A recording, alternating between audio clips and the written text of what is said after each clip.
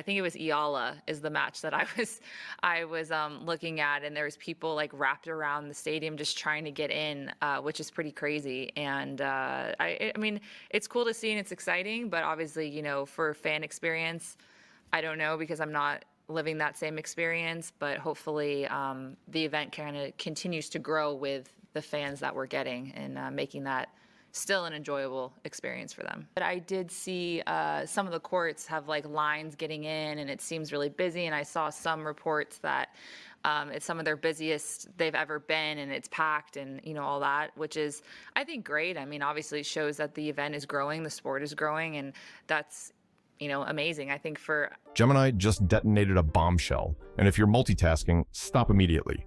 Turn up the volume, silence the notifications, clear the room, and lock your focus right here. Because what's coming next isn't background noise, it's front page history in the making. This is not your routine sports segment or a polished tennis recap with all the sharp edges sanded down. This is about a systemic imbalance so blatant, it practically echoes through every empty boardroom where decisions get made.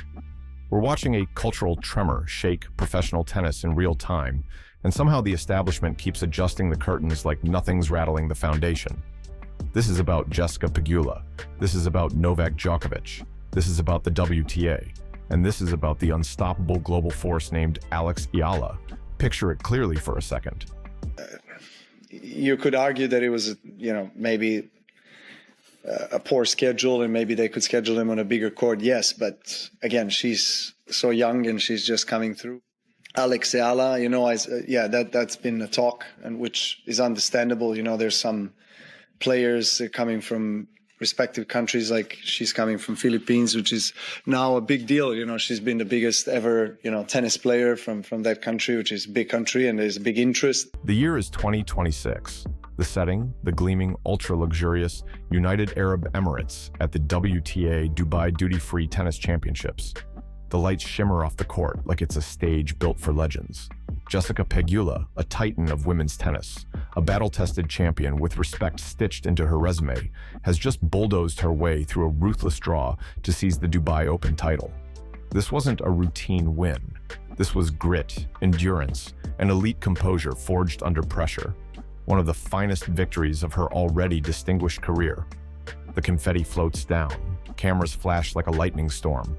The microphone hovers inches from her face. This is her moment, her triumph, her spotlight, her headline. In professional sports, this is where champions talk about themselves. They break down preparation, thank their team, reflect on tactics, replay the turning point in their minds. They tell us how they did it. Jessica Pegula did none of that. Instead, in the center of her own championship celebration, she pivoted. She shifted the spotlight away from herself and aimed it somewhere far more uncomfortable. It was bold, it was deliberate, and it said everything about her integrity and leadership. Pegula redirected her global platform towards someone she believes the tennis establishment has underestimated, Alex Eala. And she did it without hesitation. She made it crystal clear to every journalist, executive, and fan in that arena. The narrative around Alex Eala is outdated, finished, expired.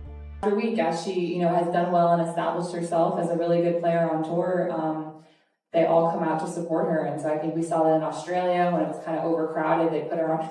Eala is not a promising newcomer. She's not developing. She is here. She is legitimate. She is a rising superstar in every sense of the word.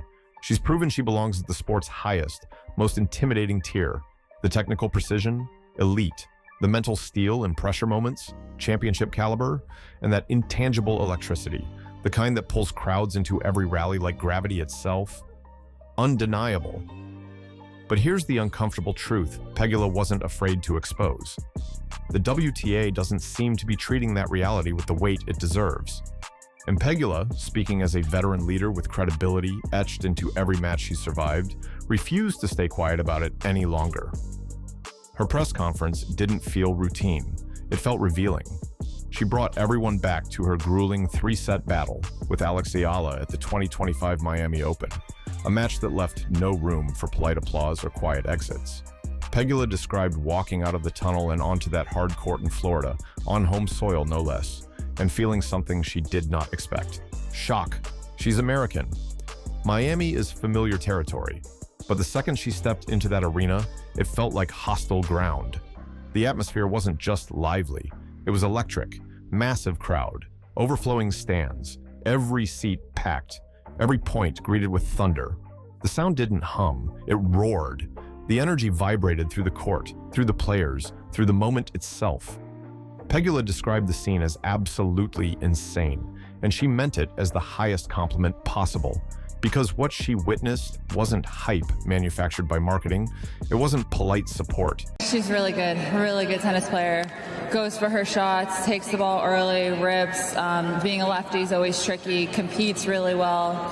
I mean, obviously she's beaten a lot of top players this week. I don't really think she needs me to tell her that she's a great player, that we're not going to see enough of her, but we definitely are.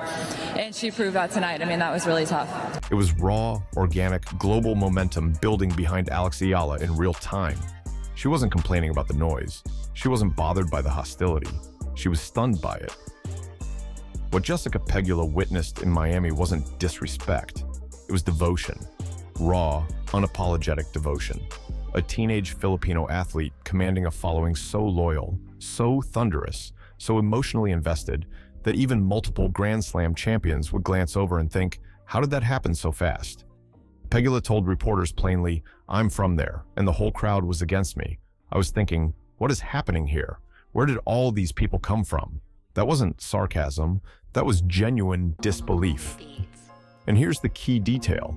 This wasn't some one-night Florida phenomenon. Pegula was precise about that. Miami wasn't a fluke. It wasn't a viral moment. It was a pattern. Whether it was the humidity-drenched furnace of the Australian Open in Melbourne or the pristine, polished stage in Dubai, Alex Eala kept drawing the biggest, loudest, most emotionally charged crowds across the WTA Tour. Not occasionally, repeatedly. Fans don't casually stroll into an Alex Eala match. They plan for it, they build around it, they turn it into an event, they book international flights. They secure hotels months in advance. They stand in punishing queues that stretch for hours just for the chance to see her step onto a court. That's not passive interest, that's pilgrimage. That kind of magnetism, it's rare, extremely rare. In an era where sports executives spend years trying to manufacture connection through marketing decks and branding workshops, Alex Eala built something authentic, a genuine emotional bond between athlete and audience. No artificial hype, no forced campaign, just talent, charisma, and a story people believe in. And here's where it gets almost surreal. The WTA has invested millions trying to unlock the Asian market, entire strategies, long-term expansion blueprints, targeted campaigns. Yet, standing right in front of them is a young Filipino star who has organically ignited that very market through pure generational skill, compelling presence, and a fiercely inspiring underdog narrative. She didn't need a launch strategy. She became one. Ticket sales surging, merchandise moving, social media exploding with engagement. By every measurable business metric, Alex Eala is not just contributing to the ecosystem, she's energizing it. And yet, despite all that evidence, the WTA has repeatedly placed her on smaller outer courts. Not once, not twice, repeatedly. Jessica Pegula doesn't see that as an oversight. She sees it as professionally insulting. Then came the 2026 Australian Open, and Pegula's description sounded almost impossible to believe. If you understand even the basics of sports economics, the situation borders on absurdity. Alex. So what did tournament management do with all that momentum building around Alex Eala? They placed her on a tiny secondary court. Not a modest miscalculation, not a tight squeeze. A structurally undersized court that physically couldn't hold even a fraction of the fans who had flown across continents to see her compete. It wasn't inconvenient, it was catastrophic. Outside, in the brutal Australian summer heat, supporters stood trapped. The sun was relentless. The lines wrapped endlessly around the stadium complex, inching forward at a pace that felt almost cruel. People baked under that white-hot sky, clutching tickets, waving flags, refreshing live score apps, hoping, just hoping, to slip through those narrow gates and catch even a glimpse of history unfolding inside. And here's the crushing part. Many never made it in. They had traveled across oceans. They spent savings. They burned precious vacation days. They made sacrifices families feel. And instead of witnessing their star on one of tennis's grandest stages, they stood outside concrete walls hearing distant roars they couldn't join. The match was happening yards away, so close it felt tangible, yet completely out of reach. Then came the final twist of the knife. Eala was eliminated from the tournament. Just like that, it was over. Those devoted supporters who had given so much to be present walked away empty-handed. No moment, no memory inside the arena, just the exhausting image of standing in a motionless line that never moved quickly enough. A cultural wave reduced to frustration at the gate. Jessica Pegula didn't soften her words when addressing this mess. No polished diplomacy, no cautious phrasing. She called it what it was: disrespect. Disrespect toward Alex Eala, a competitor who has earned her spotlight. Disrespect toward thousands of paying supporters who form the backbone of the sport. And disrespect toward the transformative energy Eala has ignited across Southeast Asia for women's tennis.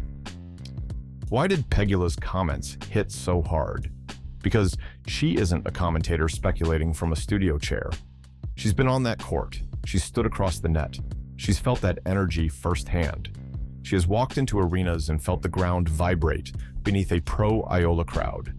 She has experienced that mix of intimidation and inspiration coursing through the air when thousands rally behind a single name. That perspective isn't theoretical, it's lived.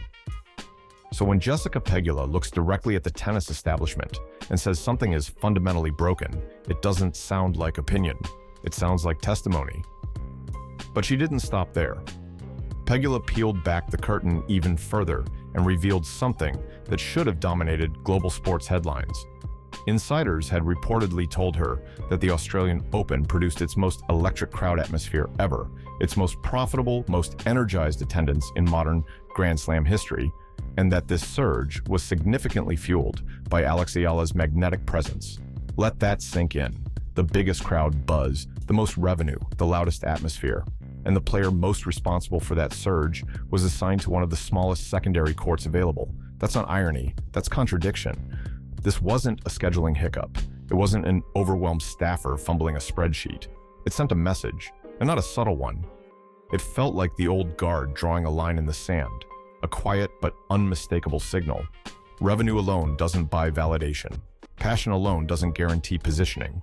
Not yet. It was the sports establishment looking at its new generation and effectively saying, "We see the numbers, but we're not ready to elevate you." And that message didn't land well. Jessica Pegula isn't alone in challenging it. The circle of influential voices defending Alex Eala has been expanding, growing louder, sharper, more united with every tournament stop. And then comes a name that shifts any tennis conversation instantly: Novak Djokovic. We're talking about Novak Djokovic, someone who has lived every layer of professional tennis from the inside out. Every handshake in the hallway, every closed-door decision, every subtle power play that never makes the broadcast. This is a man who spent his entire career pushing against the establishment, fighting for acknowledgement while standing across the net from icons like Roger Federer and Rafael Nadal. He knows what it feels like to challenge the sport's preferred narrative. He knows what resistance looks like when it's dressed up as tradition. So when Novak Djokovic speaks, the tennis world doesn't scroll past it. It pauses.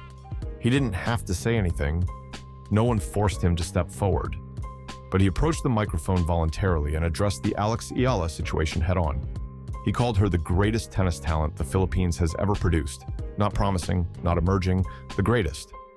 And he didn't stop at praise. He demanded respect for her, from media, from fans, and most critically, from officials. That wasn't casual commentary, that was a declaration. More importantly, Djokovic confirmed what many had suspected. The mishandling of her court assignments and scheduling created tangible competitive disadvantages during pivotal tournaments. These weren't harmless logistics, they were obstacles. He even framed it with surgical precision. It's a good problem to have, but you could argue that it was maybe a poor schedule and maybe they could schedule her on a bigger court. Measured words, but unmistakable meaning. When someone with 24 Grand Slam titles, more than any man in tennis history, validates your struggle, the entire conversation shifts. This is no longer about passionate fans venting online. This is the sport's elite, its living legends. Identifying a pattern they consider unacceptable. And if you think questionable scheduling and undersized courts were the full extent of it, think again. Because this story runs deeper, stranger, more unsettling. Let's rewind to a moment that exposed something far more troubling. Alex Eala versus IGA Swiatek at a critical tournament clash. For context, Swiatek is a multiple Grand Slam champion, a world number 1, a relentless force who plays with machine-like precision. Sharing the court with her is intimidating for most players, but Eala didn't blink. She stood her ground. She matched pace. She absorbed pressure. And at a crucial stretch in that match, right when she began finding her rhythm, when her footwork sharpened, her returns deepened, and momentum subtly started leaning her way, something astonishing happened. A tournament official walked onto the court, mid-match, not during a changeover lull, not between sets. In the thick of a baseline exchange atmosphere against the best player on the planet, an official approached Eala and began inspecting her tennis bag. Pause and really consider that. Right as she was building traction against the world number 1, the flow was broken, the tempo shattered, the energy drained from the rally pattern she had fought to establish. That interruption didn't just disrupt a point, it disrupted psychological momentum. You do not see officials stepping onto center court to rummage through the equipment of established Western superstars when they're surging. It's virtually unheard of. It violates the unspoken code of match continuity, the respect for competitive rhythm, the dignity afforded to players at the highest level. The timing was bizarre, the optics were worse, and the effect? Immediate. Unless you're willing to entertain an uncomfortable possibility, it makes little sense. Was it coincidence? Or was it a calculated administrative move that froze an underdog who was beginning to look dangerously capable of an upset? That question lingers. If tournament leadership believed that smaller courts, chaotic access, and mid-match interruptions would rattle her confidence, if they thought it would cool her rise, they misread the situation entirely. Because what they're confronting isn't hype, it's resilience. Every obstacle has sharpened her edge, every slight has amplified her support, every disruption has strengthened the narrative around her. Backed by confirmed attendance figures and reports, was generating some of the largest crowd numbers Melbourne Park had seen in its modern era. That's not hype, that's data. Supporters were flying in from across Asia, Manila, Tokyo, Singapore, making significant financial commitments just because her name appeared in the draw. This wasn't casual tourism. This was cultural momentum. For many, it was a journey of pride, a statement, a celebration of representation on one of tennis's biggest stages. And when those thousands of fans finally reached the gates of Melbourne Park, Philippine flags folded under their arms, voices ready, hearts pounding. They weren't just attending a tennis match. They were preparing to witness history. Alex Eala is not fading away. Not now, not quietly, not ever. She's not retreating into the shadows. She's not shrinking under pressure. And she's certainly not bowing to backstage politics dressed up as protocol. Every single obstacle placed in her path has done the opposite of what it was intended to do. It has sharpened her. Every questionable officiating decision, every cramped court assignment that locked her supporters outside, every suspiciously timed scheduling move that looked engineered to cool her momentum. All of it has backfired spectacularly. Instead of dimming her rise, it has illuminated it. Instead of isolating her, it has unified her base. Instead of reducing her presence, it has expanded her story beyond tennis itself.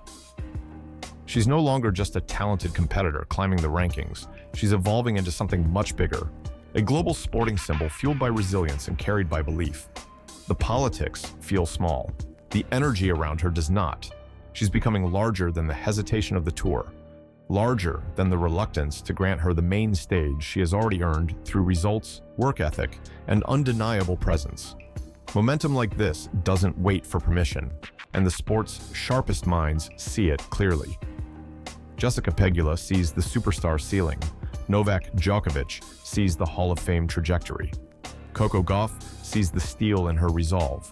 And millions, yes, millions, of fiercely proud, deafeningly passionate supporters across the world see it every time she laces up her shoes and steps across that white line. The WTA can continue playing bureaucratic chess if it chooses. They can assign her to court 6, court 12, some tucked away outer court with temporary bleachers and limited access. They can pretend not to hear the thunder of Filipino fans shaking the concrete structure of stadiums from Melbourne to Miami. But here's the reality they cannot contain. Nothing about Alex Eala feels small anymore. Not her explosive baseline firepower, not her relentless, refuse-to-break competitive spirit, and certainly not her trajectory. She carries more than a ranking. She carries representation. She carries pride. She carries expectation. And she carries it with a composure that grows stronger every time resistance shows up. The establishment now faces a choice. Build a stage big enough to hold what's coming, or stand still and watch the wave roll straight over them. Because Alex Eala is not just chasing a championship. She's dragging an entire nation's heartbeat into every rally, every return, every final set decider. And movements like that, they don't wait politely at the gate.